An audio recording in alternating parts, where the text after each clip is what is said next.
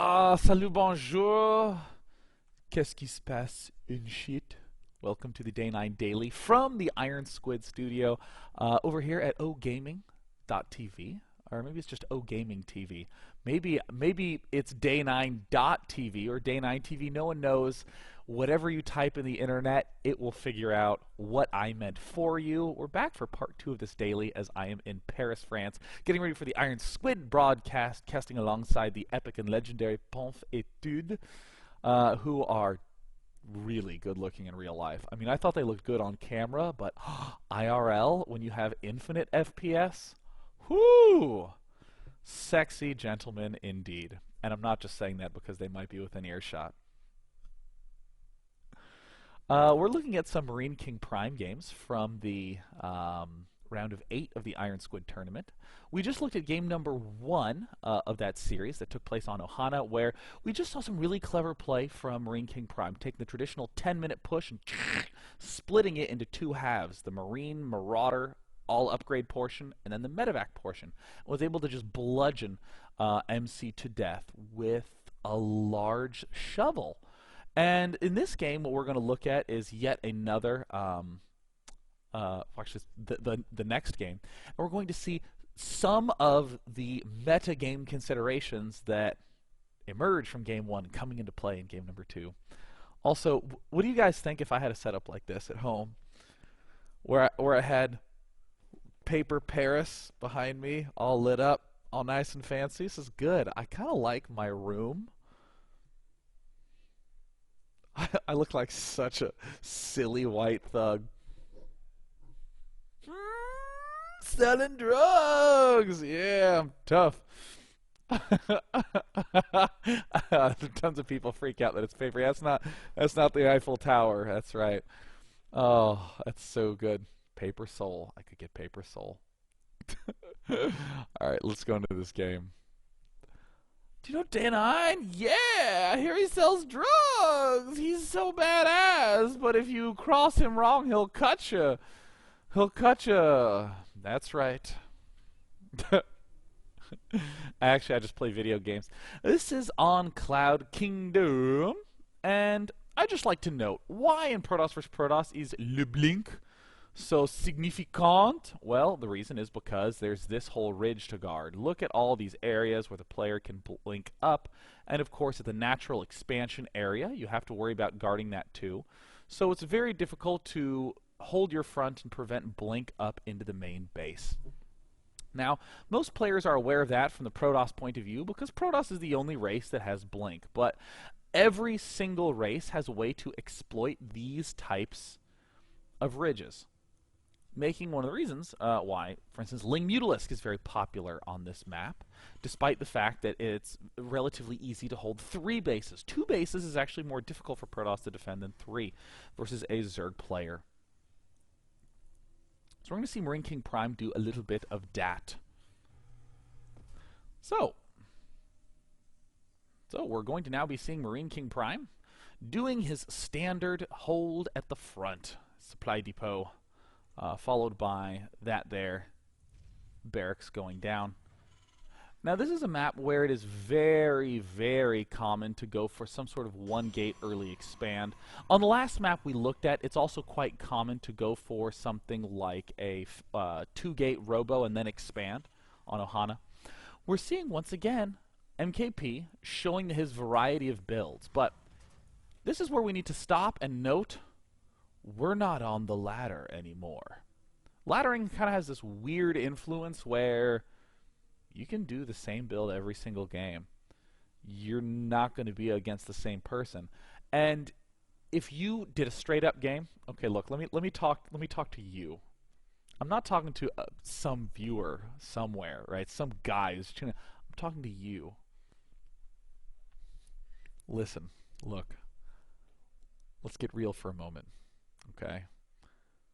Sometimes you have your build prepared that you stole from Marine King. You think it's so good, and you lose with it. So then you decide, time to double 11 racks in the middle of the map. We've all been there. If you try to impersonate Dong Rei Gu, sometimes you get pissed off and you 6-pool. Don't you? I do. my amazing builds, but sometimes you just can't hate the proxy gate, so you go for it, right? That's who doesn't do that? I mean, even people in the middle of tournaments just get tilted in 7-pool. Ask Idra, right? People do this, but if you're in ladder, it doesn't matter. If you're in ladder, it does not matter at all, because you're not some person raging who had a good build and relied on a 7-pool. You're just another cheesing player on the North American ladder, or European, or what have you. So I'm seeing the delay lulls in the chat. So good, so good. I love making a joke and then like 15 seconds later seeing a bunch of people type ha ha ha. And as long as it's not slow mode, sometimes I get like 20. What are we talking about? Oh yes, the metagame consideration. MarineKingPrime deliberately doing this in a game where he had just done an early expand. Keep in mind, he had just done an early expand. Come on, open up, StarCraft 2. Oh my god, my StarCraft 2 crashed. Oh my god, no. Jimmy, no. Is it loading? Yes. Yes, here's StarCraft, here's StarCraft. Deliberately doing this. Now remember this one little SCV that canceled when it was at 100 supply? There's the cancel, there's the very early supply depot, and the instant return back to mining. Now, for MC to come up here, there will actually be there is absolutely no difference between these. Because let's say this barracks gets delayed by what, 5 seconds of building time? If it got delayed by 5 seconds a little while ago, or 5 seconds just now, it doesn't matter. It'll still be at the exact same time. So this is actually an impossible read for MC. And a lot of people, like for instance Flash does this and will still be expanding like 95% of the time. But Marine King is exploiting this a lot more by instantly going for a refinery. And I've actually seen Marine King do this and then build 2 barracks here and go all in. He's very efficient with the usage of this supply depot wall off. So in this unreadable position, MKP is then going to do this expected sort of factory play. Now, I'm also going to note another thing. Okay, so you're gonna be real mad with me. MKP is gonna 1-1-1. Okay, look, that's fine. It's okay to 1-1-1. I know you find it so fun to watch, and especially if you're Protoss and you lose to it, I know you think, how delightful, another challenge for me to overcome later. He's gonna 1-1-1, but it is not that he is 1-1-1-ing. It is how he is going to be 1-1-1-ing that I want to emphasize. Oh, just cracking the neck. So as I return back to the screen. Alright, cool. So, notice some of these formations. For any of you who are unfamiliar with this timing, just factory and then refinery is a very nice transition into bigger tech plays. But here we're seeing MarineKingPrime open up with reactored Hellions. Why does this make sense? Because one gate fast expand is so common, and this is a very difficult area to deal with when you're up against Hellions. This is excellent. I like this. Very intuitive.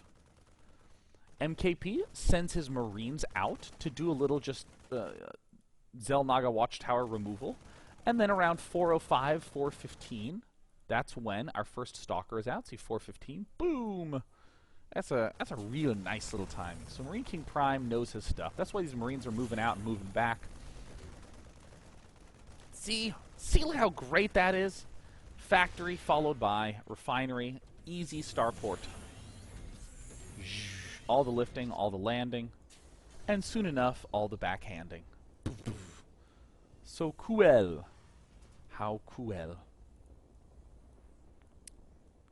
So once again, very efficient use.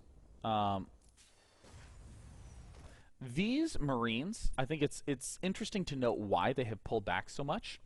Because 4:15 a Stalker is going to come out, and if we just left the Marines here, almost every smart player is going to charge here with a Zealot and a Stalker.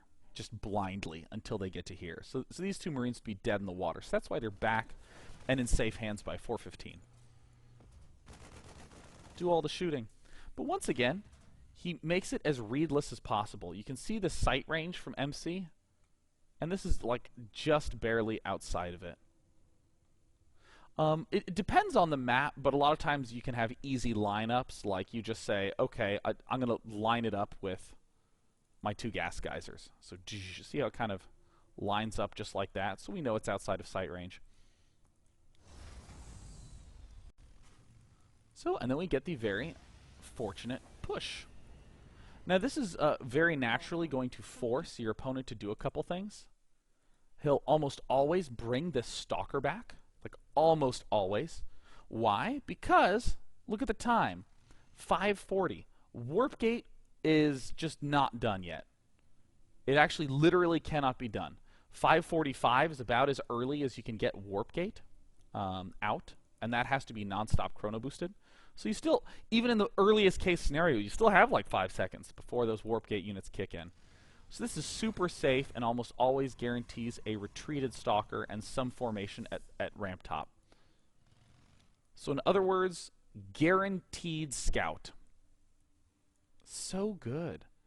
Coming back to here, Marine King, actually, I don't think I noted this yet. MarineKingPrime has not yet gotten to scout at all.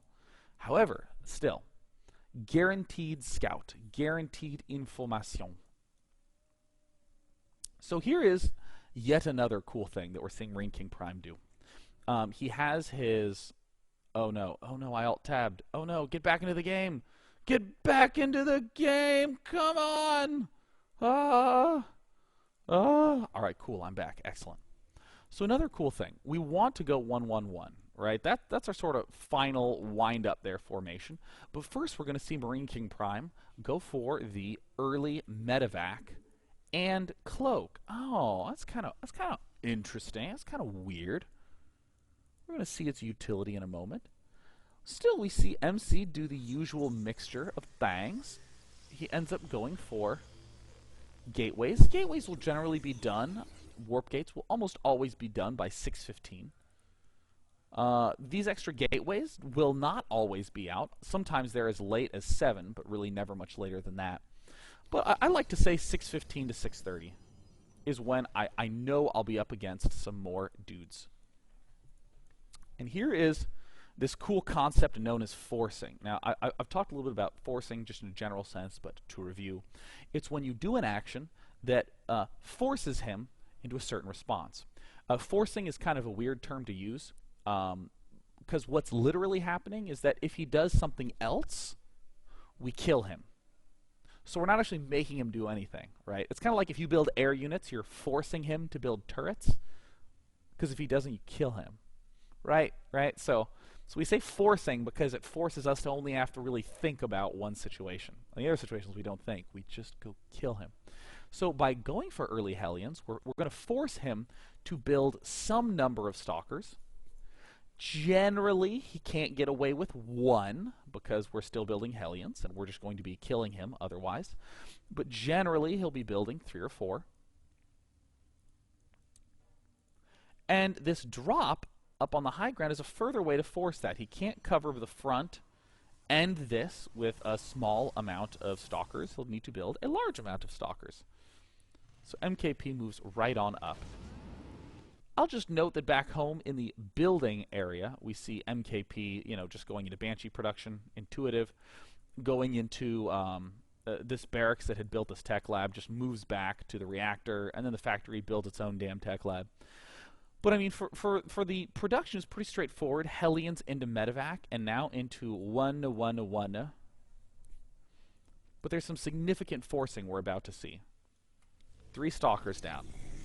Now, warp gates have just finished up. Remember, generally by 7 is as late. We don't really see that very often. MC has exactly 1 sentry. We're going to need more sentries as time goes on, so that's a natural thing for Protosses to build. No biggie there. But it's when this kind of drop ends up happening. This might seem a little bit overkill, getting all the way deep in there, but remember, we're forcing him, as a result of this, to build more stalkers than he would ordinarily do. Had he just tried to get away with 2 or 3, these would be doing much more damage. So as we can see, we lost everything. As we can see, it looks like we've lost more. Looks like we haven't done that much damage. But this is not the goal.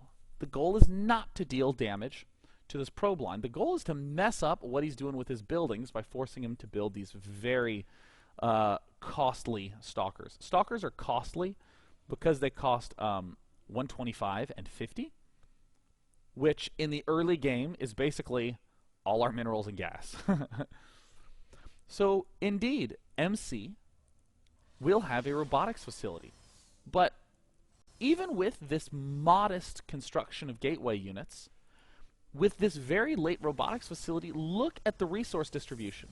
He can either get an observer or wait a little bit and get an immortal and completely destroy any hope he has of making any gateway units. There's not a ton of queuing going on in these nexuses, or nexi, or what have you.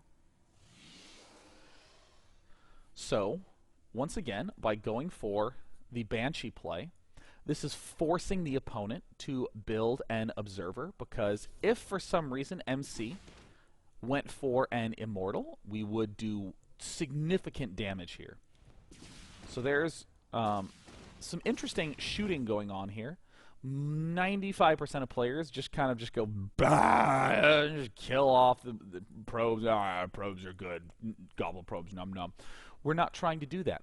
All this is leading up to this 1-1-1 push that will be happening soon. So very cleverly, MarineKingPrime moves in here and just target fires off the sentry, because there's not going to be a lot of sentries. Why aren't there a lot of sentries, Sean? Well, because of the stalkers. Stalkers were forced by the early reactored Hellion play. So even as we kill this off,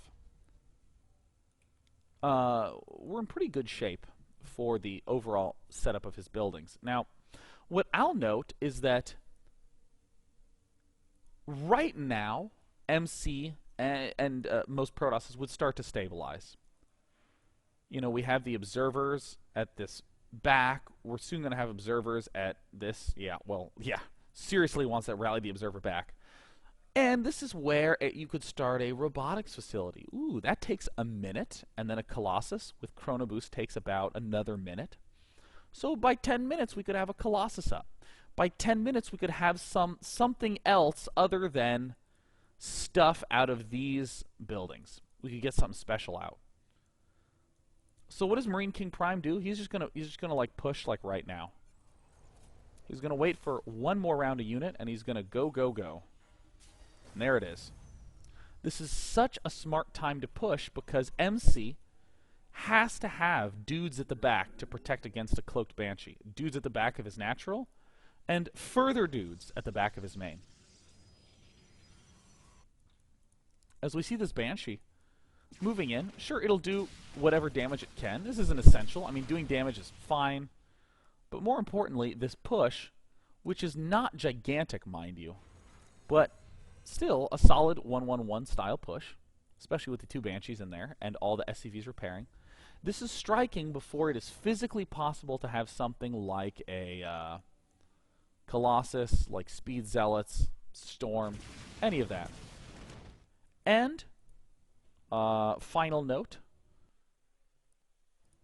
remember this spotting where we had observer here and an observer here? And only just now do we have an observer moving out. This means that the instant MC is able to identify this push, a lot of his key units are still at the back of his base. So see these stalkers that are moving down? They will not be able to participate in this blast off at the front. And by the time they arrive, they're right here at a very containable location. So it's not always that you will wind up with his backstalkers arriving here. Sometimes they will be able to get up here, or sometimes he'll just be bad and we'll have left everything at the front. But still, we're in a very clearly nice position. Notice that, amazingly, there's not even siege mode done. That's how fast MarineKingPrime is pulling this off. It's not a big deal because there's not a huge army there. There's not Colossus that these siege tanks might want to snipe at from afar. But it's still just a solid enough ground army that MKP can shove in. Actually, this is pretty significant. That's how MKP was able to get this off so fast. So again, we might call this your traditional 1-1-1, but there's a lot of clever adjustments here going on. The double Hellion play at the start. Oopsies. Yeah, the double Hellion play at the start. Transitioning into the medevac as a follow-up, and then onto the this really, really quick Banshee with Cloak, and then onto the no siege tank tech. Like, those are all very unusual, but if we start assigning reasons to them, we very quickly see why they all added up to be a very strong push. The reactored Hellions gives us the automatic scout for his expansion, because he'll only have one stalker at that point, and then this forces him to start making stalkers and not make tech buildings. And then we do a follow-up drop with the medevacs. Can do further damage, but most importantly causes further stalker production. And then into a very quick cloaked Banshee. Causes all the stalkers that have just been built to stay defensive. Some at the back of the natural, some at the back of the main. The observers then have to be built to guard both locations. And before we can even get an observer up as Protoss, this huge push is coming. MarineKingPrime cuts the siege mode so we can start that push right away. It's a little weaker in terms of direct output, but it's fine to be weaker, given that so much damage has already happened. So wow, that's so cool. All right, there's 7,000 people watching this fine morning, and I announced this daily as I went live. Wow! So huge thanks to all of you who showed up on this literally completely unannounced impromptu daily. Mwah! It's wonderful to see all of you. No doubt, plentiful Europeans. I'm here with a paper Paris in the background at the Iron Squid Gaming Studios. I'll talk a little bit more about the Iron Squid. Happy to take some questions right now, but that's it for this swift two-part daily. We just looked at MarineKingPrime doing 2 different builds, and we really got to see that from build 1 to build 2, some of the metagame considerations that went on there. This wall-off setup, very tough to read, and MarineKingPrime was able to go down really divergent paths.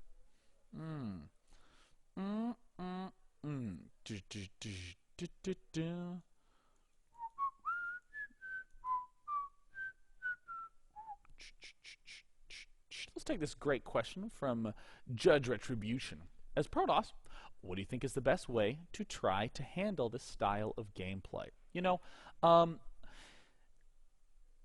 a lot of stuff can be answered by basic sort of application of theory, right? Saying something like, hey, should I build cannons to defend this? And you can say no, because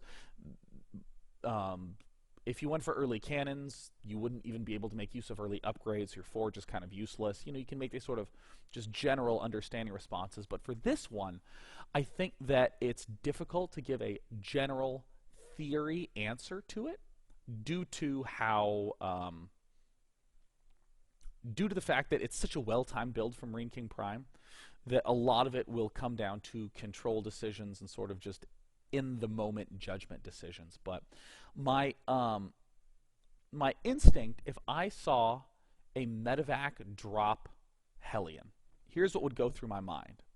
I would have already built some stalkers because I saw the Hellions, and I would be like, all right, cool.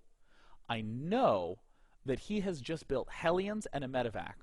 All that stuff takes away from the size of a Marine tank Banshee army.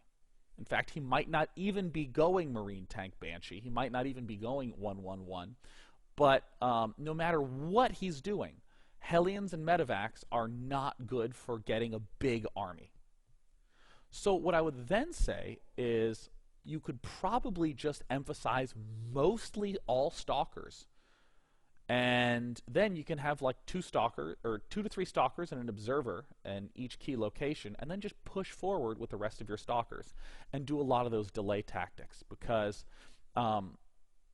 in those small to middle-ish numbers where it's like 14 to 16 Marines and 1 or 2 tanks and 2 or 3 Banshees, stalkers work really well. Stalkers tend to be worse when it's like 4, 5, 6 tanks with siege mode and 30 Marines and 4 or 5 Banshees. Those really late, huge, like 14-minute 1-1-1 pushes. So my gut instinct from having faced 1,000,001 variations of 1-1-1 would be to really heavily emphasize stalkers. What is the argument that Protoss is making with that play? Protoss is saying, all right, you've already messed with my tech by going by going reactor Hellion and going medevac. So since you've already messed with my tech, I'm just going to focus on economy. I'm just going to stay low on tech, a lot of stalkers, a lot of general purpose units, and build a lot of probes. That's probably the biggest thing that I haven't mentioned yet. Probes, probes, probes, while I'm building all these stalkers. So then when he comes at me with his army, I'm just going to try to overrun it with basic stuff. And even though I might come out a little bit behind in terms of the units lost tab, I still have such a good economy that I end up being in the lead anyways.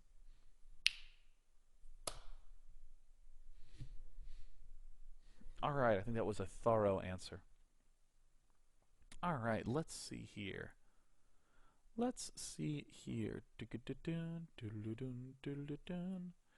the Vulcan kid says, seeing the way the game went and how Terran forced Protoss, would it be possible to do the same thing with Protoss to any other race, correct? Yeah, there's examples of forcing in every type of matchup. And in fact, this is the way, I'd almost say the young player states what his build order kills, but the mature player says what his build order doesn't kill. And that's what forcing is. So let me just do a really basic example. A 4-gate, people would say a 4-gate is a great way to kill a greedy Terran player. A player who early expands and just goes tons of barracks with no bunker and then tries to tech really fast. A 4-gate kills a greedy Terran, but that's not the best way to describe it. The best way to describe it is that a 4-gate forces the Terran player to have a lot of bunkers and be defensive. Notice how that's kind of you're kind of saying the same thing, but in two different ways. However, notice that when you say it forces the Terran to be defensive and to have a lot of bunkers and to delay his tech and delay building other barracks, you can then conclude that a 4-gate into a double expand is a pretty good build. Because if I've forced him to be defensive and delay his tech, then I should be able to just take 2 bases, no problem. I already have the gateways up to defend it, right? And for any of you who think that that sounds silly, why don't you watch Liquid Hero? Hero does that like crazy. That's a very, very common build that we'll see out of Liquid Hero. So some examples of Protoss forcing. A build order that is extremely good against what we just saw is a very fast 3 warp gate pressure with early expand. So it would be gateway, nexus, 2 more gateways with 4 chrono boosts on the cybernetics core. You can do a push really fast. You'll have 5 gateway units out before the warp gate, zealot, sentry, stalker. And then you just have another warp in round, and you can just warp in your stalkers right there. You'll see the 2 Hellions. You just kill those, and you march right on up, and this player's in a lot of trouble. So that build is another way to force the Terran to be very defensive in his setup. What's another good Protoss one?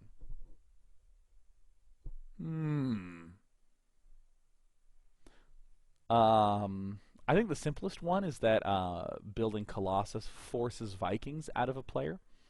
You just kill him if he has too many ghosts. A lot of that in terms of manipulating composition, etc., etc., etc. I mean, again, I do like my earlier answer. Just make the statement X kills Y, and then restate it as X forces him to do blah, or to do Z. This build kills aggressive players. Well, in other words, that build forces him to be a defensive player. Last frickin' question. Last question. Oh, and then I'm gonna run away. Oh. this time. Whoa, whoa, whoa. Wow, wow, wow, wow. Where are the questions? Hmm. Hmm. Let me think. What do I think about a HOTS right now? I think it's amazing. I'm really excited.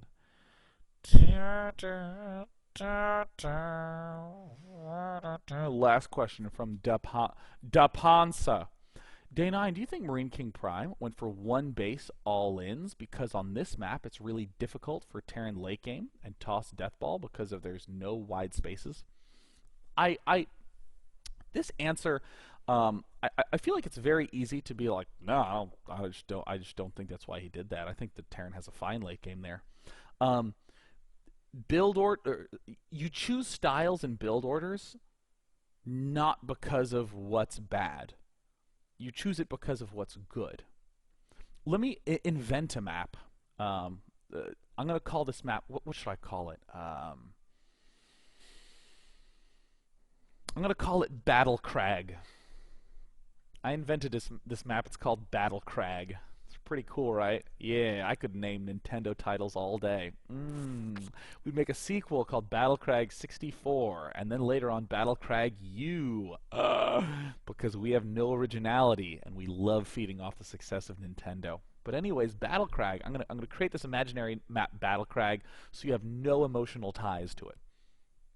People on Battle Crag might say, "Oh God, Zerg has no hope late game. You just got to kill him early with Zerg." Ugh.